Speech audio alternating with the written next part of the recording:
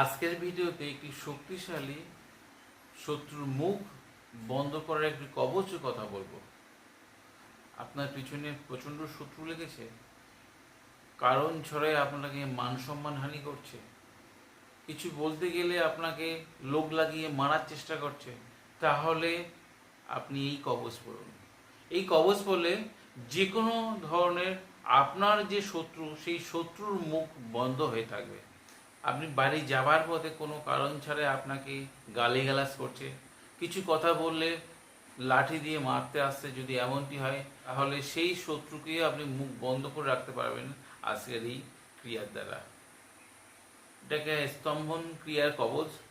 আপনি যদি তান্ত্রিক গুণের কাজ শিখছেন বা করছেন, তাহলে এই প্রয়োগটি শিখে রাখেন, আপনার যে কোনো সময়ে প্রয়োগে আসতে পারে। একটা শক্তিশালী প্রয়োগ, শুধু গাছের মূল দিয়ে তার নাম লিখে যদি কোনো মাদুলি ভরে আপনি ডানাতে পড়ে থাকেন, যে কোনো শত্রু আপনার সামনে কিন্তু মুখ বন্ধ থাকবে। আপনি যদি কবচ পড়েন, সেই শত্রু কিন্তু আপনার সামনে মাথা নত করবে এবং মুখ বন্ধ থাকবে। এই প্রয়োগটি করতে হলে একটা শক্তিশালী গাছের মূলের কথা বলা হয়েছে।